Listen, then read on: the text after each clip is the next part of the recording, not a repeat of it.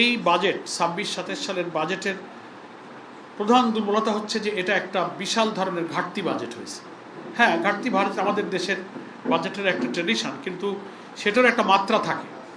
আমাদের মতো উন্নয়নশীল দেশের, অনুন্নত দেশের বাজেটগুলো সাধারণত ডেফিসিট বাজেটই হয়ে থাকে, কিন্তু এবারের বাজেটটা ইতিহাসের সবচেয়ে বড় অঙ্কের একটা ঘাটতি বাজেট পেশ করা হয়েছে। সেকেন্ড, এ বাজেটটা বিরাট ঋণ নির্ভর, এবং সে ঋণের মধ্যে ব্যাংক লোনের উপরে নির্ভরশীলতা, বিদেশ ঋণের উপরে নির্ভরশীলতা এটা বেড়েছে। ফলে প্রবৃদ্ধির যে কঠিন সমীকরণ এবং এই ৯,৩৮,০০০ কোটি টাকা ব্যয়ের বাজেটের অর্থসংস্থান করতে গিয়ে এখানে যে ৬,২৯,০০০ কোটি টাকার যে রাজস্ব আয়ের কথা বলা হয়েছে, সেই রাজস্ব কিভাবে আদায় করা হবে?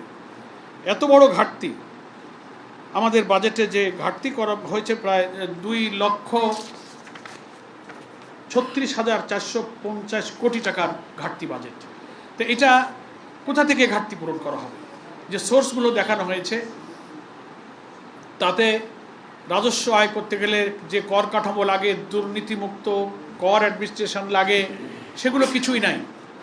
অর্থমন্ত্রী খুব টেকনিক্যালি একটা কথা বলেছেন, মানে কর বৃদ্ধি যে করা হয়েছে, যেগুলো সাধারণ নাগরিক জীবনে, গার্মেন্ট শিল্পের উপরে অন্য জায়গায় ইফেক্ট করবে, ভাষার ছলচাতুরি ওনারা বলেছেন যে আমরা করের উৎস বাড়াচ্ছি, করের জাল তৈরি করে নগর জীবনে, নাগরিক জীবনে এটার যে প্রেশার, প্রভাবটাকে ওনারা শব্দ প্রয়োগের মাধ্যমে সেই চালাকি করে কর বৃদ্ধির জায়গাগুলো এড়িয়ে যাওয়ার চেষ্টা করেছেন।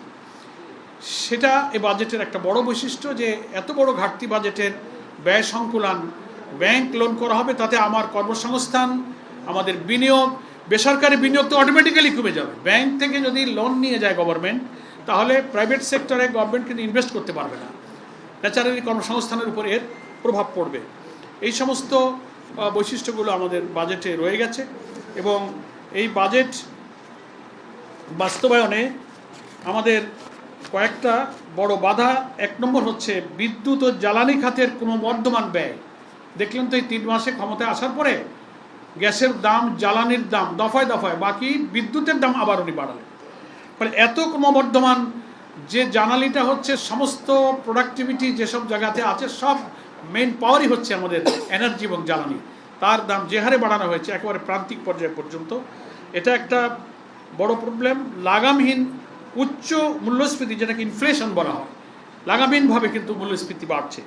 আর হচ্ছে বৈশ্বিক ও ভূরাজনৈতিক অর্থনৈতিক যে অনিশ্চয়তা, এই ৩টা বড় বাধার কারণে এই বাজেট বাস্তবায়ন এবং রাজস্ব আয়ের লক্ষ্যমাত্রা অর্জন করা খুব কঠিন হয়ে দাঁড়াবে। সেই চ্যালেঞ্জ, এগুলো একটু আমি আগে আপনাদের কাছে পেশ করব।